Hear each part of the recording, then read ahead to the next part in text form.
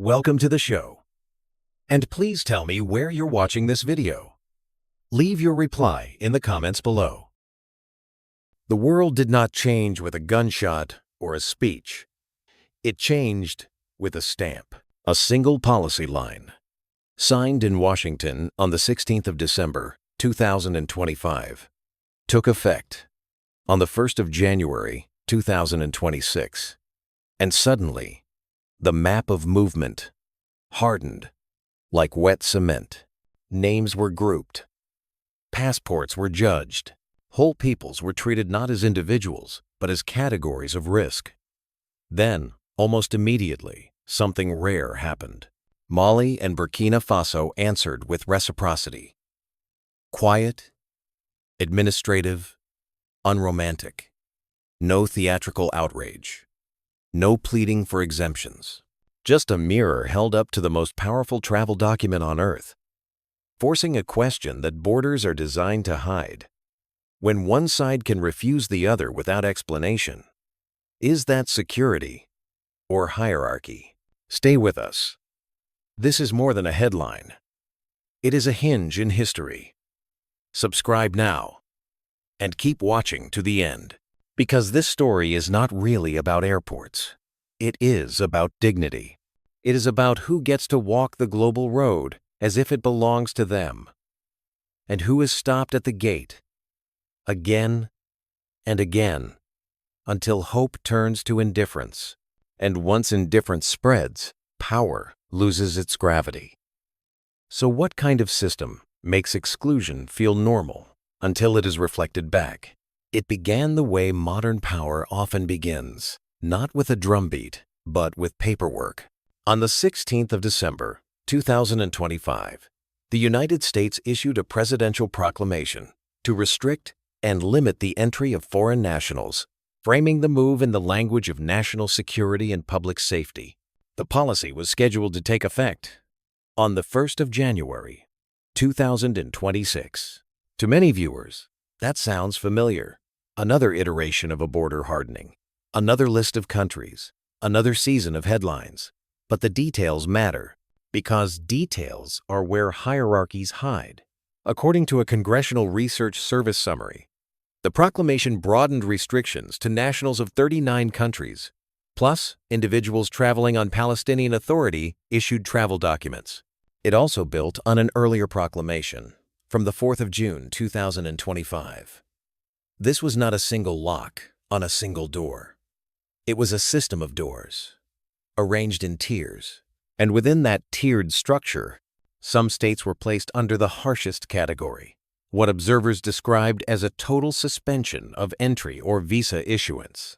In the days that followed, reporting and legal summaries repeatedly highlighted a specific set of countries associated with the most sweeping restrictions: Burkina Faso, Mali, Niger, Laos, Sierra Leone, South Sudan, and Syria. This is where the story shifts from policy to psychology. A border policy is never only a border policy. It is a message, written in administrative ink, about who is presumed harmless and who is presumed suspect. It decides who gets to move along the global road as if it were a right, and who must approach that road as if it were a courtroom. Documents in hand, explanations prepared, dignity folded neatly into a plastic folder. When a proclamation like this lands, it does more than restrict travel. It teaches the world, once again, that the passport is not just a document. It is a ranking, a code, a quiet sorting mechanism. And then almost immediately, two governments responded in a way that made the ranking visible.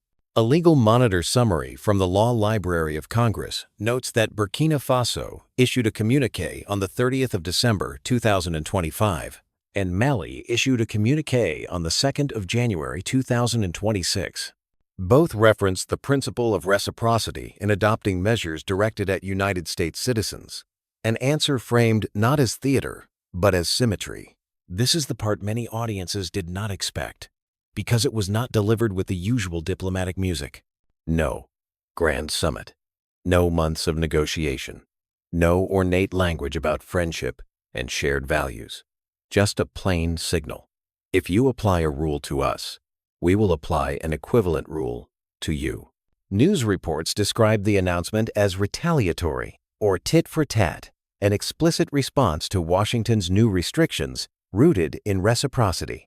And crucially, it was presented as an action of principle rather than a plea for mercy. Why did that matter? If the practical impact was likely small, because power is not only measured in trade flows and tourist numbers, it is measured in assumptions. The United States passport carries an invisible expectation that borders will open, that visas are formalities, that the world is arranged to accommodate its holder. Most of the time, that expectation is never tested, so it feels like nature. Reciprocity tests it. Reciprocity drags the invisible into daylight. Think of the global mobility system as a field soil packed down by decades of habit. For generations, some travelers walked over it like it was solid ground, while others sank at every step, stuck in a mud of interviews, rejections, fees, and humiliation. The ground felt natural only because the weight was unevenly distributed. But when Burkina Faso and Mali invoked reciprocity, they did something deceptively simple. They pressed their own footprint into the same soil. They did not claim the field was fair. They demonstrated that the field was designed, and design can be copied. That is why this moment carried more force than its immediate logistics. It was a mirror held up to the architecture of movement itself. Not a debate about one traveler or one incident, but a question about the entire structure. Who gets to define risk, and whose identity is treated as risk by default? The proclamation of the 16th of December, 2025, was presented as protection, protecting the United States from threats. Yet the very breadth of the categories and the way whole nations could be moved between tiers revealed what border policy always reveals when you look closely. The line between security and status is thin, and it is often drawn far away from the people who must live under it. Burkina Faso and Mali did not invent that line. They traced it back in reverse, forcing it to be seen. And once seen, it becomes harder to ignore, because the true shock is not that a border can be closed. The true shock is the realization that it can be closed without you doing anything at all. So here is the hinge point we have reached. If a single administrative action can turn nationality into suspicion, and if reciprocity can flip the script without firing a shot, what happens when millions of people stop treating the mobility hierarchy as destiny and start treating it as a tool? Because the moment a hierarchy becomes a tool, it stops being a law of nature. And that is when the ground beneath the system begins to shift. The question now is not whether these bans will last, it is what else will be mirrored next. Once the world realizes the gate was never sacred in the first place, what made this story combust was not the mechanics of visas. It was the feeling the mechanics produced. Because for millions of people, border control is not a distant policy debate. It is a lived ritual, one that quietly trains the nervous system to expect humiliation. You do not simply apply, you assemble your life into evidence. Bank statements, employment letters, invitations, proof of property, proof of ties, proof of return, proof. You pay fees that can swallow months of income. You travel to a capital city because there is no embassy near your home. You queue. You wait. Then, you stand behind glass, watched by someone who has the power to compress your future into a few questions and a stamp. And the stamp does not arrive with explanation. It arrives with silence. That is why, when Washington expanded travel restrictions in mid-December 2025, many across Africa did not experience it as a sudden shock. They experienced it as confirmation. Not that the door had closed, but that it had always been conditional, and the conditions were never equally distributed. Yet for audiences accustomed to moving through the world without needing permission, the same policy reads differently. In the United States, the proclamation was framed through the familiar language of national security, screening, vetting, information sharing, public safety, bureaucratic nouns that sound neutral until you realize what they do in practice. The Federal Register version of the proclamation situates the action in this tradition of protecting the security of the United States, a framing that places the burden of risk on national origin long before any individual action is considered. Then came the reversal. On the 31st of December, 2025, reports broke that Mali and Burkina Faso would ban United States citizens from entering explicitly as a reciprocal response to Washington's restrictions. The words used by their foreign ministries mattered. Not rage, not pleading, not negotiation reciprocity. Here is the line that turns the key in the lock. Mali's foreign ministry phrased it in a way that is almost mathematically cold, an administrative mirror. It would apply the same conditions and requirements to United States nationals as those imposed on Malian citizens. That sentence is the crescendo because it reveals the real battle is not over flights or tourist revenue. It is over status, over who is allowed to impose conditions without being questioned and who is expected to absorb conditions as if they were the weather. International coverage immediately framed the move as tit for tat, retaliatory, reciprocal. The point was not that large numbers of Americans would be affected by most accounts. Few Americans travel to either country compared to major tourist destinations. The point was the psychological jolt. The American passport, used to being waved through the world as if it carried an invisible stamp of belonging, was suddenly placed into the same category system that so many others have lived under for decades. And in West Africa, the reaction described in multiple reports was not panic, it was recognition. Mali and Burkina Faso are governed by military juntas, and both have distanced themselves from the regional bloc ECOWAS in recent years. That political context helps explain why their response read less like diplomacy and more like command logic. When you are treated as a subordinate in a hierarchy, you do not beg for a softer leash, you cut the rope, or you knot it back around the other side. Washington's stated rationale also fed the emotional fire.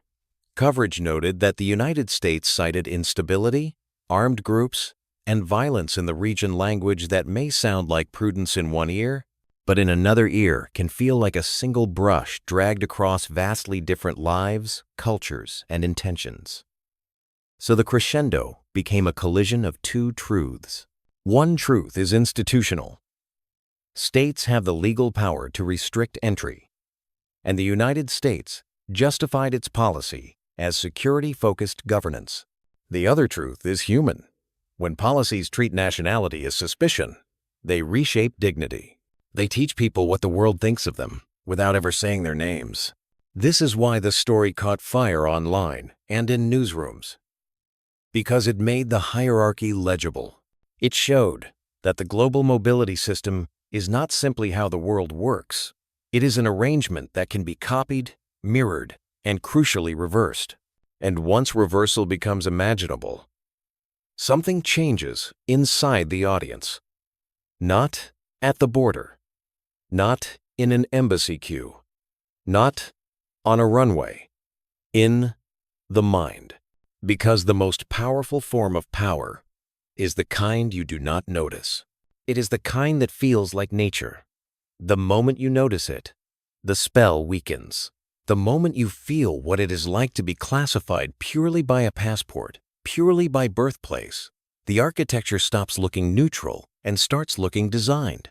And design invites revision. If a simple principle, reciprocity, can expose the hidden ranking of the world in a single week, what happens when an entire generation stops asking for access and starts building alternatives that do not require permission at all? Here is the uncomfortable truth. In strictly material terms, this reciprocity may change almost nothing for most people's daily routines. There are not crowds of American holidaymakers pouring into Bamako or Ouagadougou. There is no vast tourism industry that lives or dies on United States arrivals. There is no sudden collapse in trade routes visible from space. On paper, it can look like a symbolic gesture with limited practical cost. And yet, this is exactly why it matters. Because symbolism is not decoration. Symbolism is how political legitimacy is minted. especially in states where legitimacy is contested and constantly tested. Both Mali and Burkina Faso are currently governed by military juntas, and international reporting framed their response explicitly as reciprocal, an answer to Washington's expanded restrictions rather than an unrelated domestic policy shift. In other words, the consequence is not primarily economic. It is psychological. It is civic. It is about status. When the United States framed its restrictions as protection, security, vetting, public safety, it spoke in the language that makes exclusions sound neutral and technical. But when Mali and Burkina Faso replied with reciprocity, they translated those technical nouns into a social reality that ordinary people already recognize. The world is not only organized by laws, but by hierarchies. And hierarchies are felt in the body long before they are debated in Parliament. That is why this episode ripples through civilian life. Even if no one's flight itinerary changes, it reshapes what young people believe is possible and what they believe is worth chasing. For decades, the psychological center of gravity in many post-colonial societies was a promise that the ultimate horizon of opportunity lay elsewhere, that if you could get the right visa, the right scholarship, the right passport stamp, your story could begin again on the other side of the world. But what happens when that promise is repeatedly delayed, then quietly denied, then turned into policy effective on a date, printed in an official register, justified by a category rather than a person? You do not only lose access, you lose faith in the fairness of the gate. And when faith collapses, something changes that politicians rarely measure. Ambition stops orbiting the gate. That shift has two immediate consequences for civilians. First, it can harden pride into a kind of defensive dignity, an emotional refusal to keep auditioning for entry. The appeal of reciprocity is not that it blocks someone else. It is that it names the imbalance without begging. Reports on the announcements emphasize the principle of reciprocity as the stated justification. For many ordinary people, that feels like closure, not isolation closure. A line drawn to protect the psyche from constant judgment. Second, it can reorder the definition of success. When the border stops looking aspirational and starts looking arbitrary, the dream begins to migrate. Not necessarily to another continent, but to another strategy. People start asking quieter, more practical questions. What can be built here? What markets can be reached without humiliating cues? What partnerships can be formed without permission slips? This is where politics enters the scene. Mali and Burkina Faso have been moving through a turbulent regional moment, including tension and distancing from the West African bloc ECOWAS as part of broader political ruptures in the Sahel. In that environment, symbolism is not optional. It is a language of survival. A military-led government does not only promise safety, it must also project strength and independence. Reciprocity provides a clean, legible demonstration of that posture. We will not be sorted quietly. And that is where the civic consequence becomes sharper and more complicated. Because civic pride can be a seed, but it can also become a shield. Pride can motivate reform, but it can also excuse failure. If the public is offered dignity through symbolic victories while daily insecurity, unemployment, and rising prices remain, the story can split in two. One narrative for the nation's honor, another for the nation's hardships. This is the pivot point, where a single name begins to matter not as mythology, but as responsibility. If leaders invoke sovereignty, people will eventually ask what sovereignty delivers beyond headlines. If a government speaks the language of self-determination, citizens will ask whether that determination translates into safer roads, functioning schools, and work that keeps young talent rooted in its own soil. This is where Ibrahim Traoré enters the wider imagination of the moment, not as a slogan, but as a symbol onto which expectations of dignity and delivery are projected. So here is the question for you, and I want you to answer it in the comments with brutal honesty. If reciprocity makes people feel proud, but changes little in their material lives, Is it still progress? Or is it simply a powerful performance? Because whichever way you answer, it reveals what this episode truly set in motion. It is not just a diplomatic exchange. It is a renegotiation of what people are willing to tolerate, what they are willing to internalize, and what they are willing to build without permission. And once a population stops internalizing a hierarchy, the hierarchy starts to wobble. The next battleground is not the embassy queue. It is the international stage, where allies, blocs, and global powers will decide whether this was a brief flare-up or the first visible crack in a system built to keep some passports above the rest. Zoom out, and you can see why this story traveled so fast. It did not behave like a normal diplomatic dispute. In a typical standoff, you get the choreography statements, condemnations, back-channel calls, carefully worded concern. Here, the most striking thing was the clean geometry of it. The United States expanded entry restrictions in mid-December 2025, framing the move as a national security measure tied to screening, vetting, and public safety. And within days, the Sahelian response was presented as reciprocity, not an argument, but a mirror. International coverage latched onto that symmetry because it exposes a hidden rule of the global order. Travel policy is never only about travel. It is also a signal of rank. When a powerful state restricts movement, the action is often treated as policy.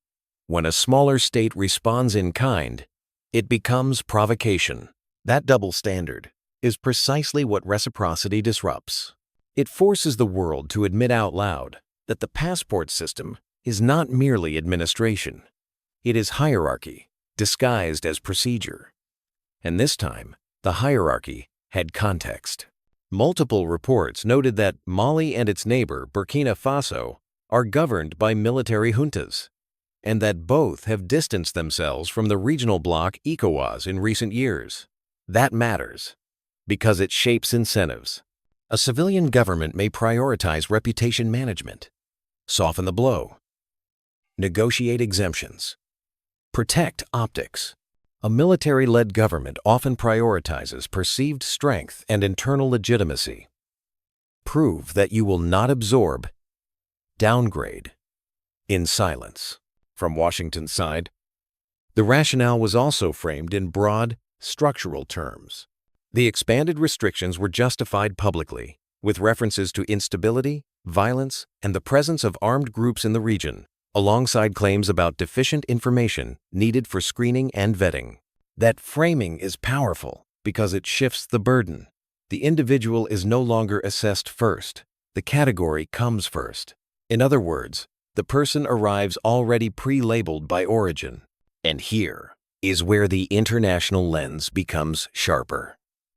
Once categories become the unit of judgment, reciprocity becomes easier to defend. If a state says, "We are being treated as a risk class," then answering with equivalent conditions can be presented coldly as sovereign equality rather than rage. Even critics who dislike the move are forced to debate the principle, not merely the emotion. But the deeper international consequence is not legal. It is psychological. Global power depends on being desired, not just feared, desired. And the West's mobility advantage has long worked like gravity. It pulls talent, dreams, and deference towards its gates. The most destabilizing possibility raised by this episode is not that the bans persist. It is that millions of people stop emotionally believing the gate is the center of the world. Because once belief breaks, the system does not collapse overnight. It simply loses its spell. And when power loses its invisibility, it has to rely on enforcement, an expensive substitute for legitimacy. So the next chapter is bigger than visas.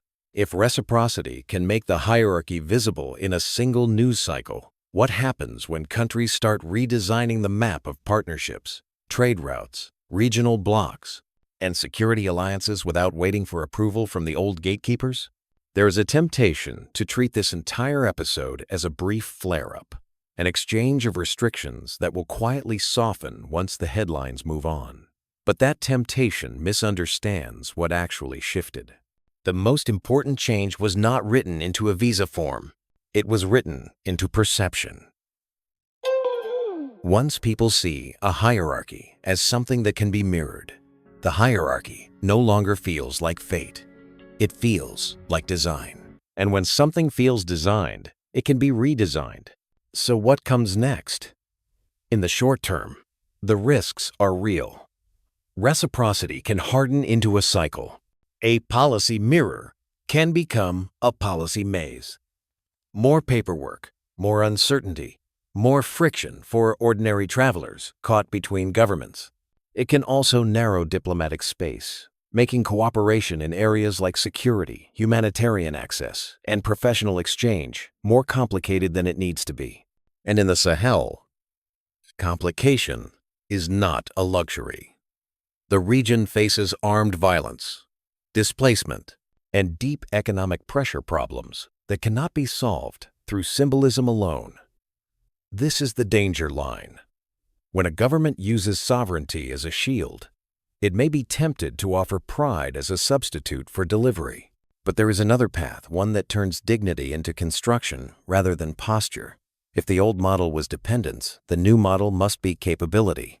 If the old story was, we need access, the new story becomes, we will build options. That is where the phrase trade over aid stops being a slogan and becomes an agenda, processing and value addition instead of exporting raw materials, regional supply chains instead of single-gate reliance, digital work that crosses borders without asking for a stamp, and partnerships based on mutual benefit rather than permission. The future will not be decided by who gets invited into the old room. It will be decided by who builds new rooms. This is where the Sahel's next choices matter, because reciprocity is only the first step. A mirror can expose inequality, but it cannot feed families. A ban can make a point, but it cannot create jobs. A symbolic victory can raise the chest, but it cannot lower the price of bread. So the road ahead is a test of seriousness. Will leaders translate the language of dignity into reforms that touch daily life? Security that protects civilians, education that prepares young talent, and economic strategy that keeps value inside the country rather than shipping it out? Will the rhetoric of sovereignty become policies that strengthen institutions, not just speeches that strengthen pride? And if that translation happens, if the seed becomes a harvest, then the psychological shift we have been describing could become something much larger. A generation that measures success not by leaving, but by building, not by being accepted, but by being capable, not by chasing the light elsewhere, but by lighting its own road. This is why the story matters, even if the visas change tomorrow, because the bigger question remains. If people stop treating Western gates as the center of the world, what happens to global power when it is no longer the object of desire, but merely one option among many? And that brings us to the final, unavoidable moment. Because once a hierarchy loses its spell, the real battle begins. Not over borders, but over belief itself. In the end, this was never simply a story about who can fly, where. It was a story about the invisible architecture of the modern world. An architecture built not only from laws and airports, but from assumptions. Assumptions about who belongs, who is trusted, who is questioned, and who must constantly prove they are not a risk. For decades, that architecture has operated like gravity. Some passports move first and explain later. Others explain first and still get turned away. And because the system was familiar, it felt natural, until reciprocity held up a mirror and made the design visible. The United States framed its restrictions as security. Mali and Burkina Faso framed their response as reciprocity. The practical impact may be limited. The psychological impact is not. Because once people recognize a hierarchy as something that can be copied, flipped, and challenged, they stop treating it as destiny. They stop internalizing its judgment. They begin to detach, not with angry slogans, but with something far more disruptive: indifference. And indifference changes everything. It is easy to dismiss symbolism, but symbolism is where the future begins. Pride can be a spark, yet it must become construction. A nation cannot live on reflection alone. It must plant, build, harvest. That is the real test of sovereignty, whether it reaches the soil of daily life. This is where Ibrahim Traoré returns to the center of the question, not as a name to chant, but as a responsibility to carry. Because when leaders speak in the language of dignity, people will eventually demand dignity in outcomes: safer streets, stronger institutions, work that keeps young talent rooted at home, and partnerships that look like trade rather than dependence.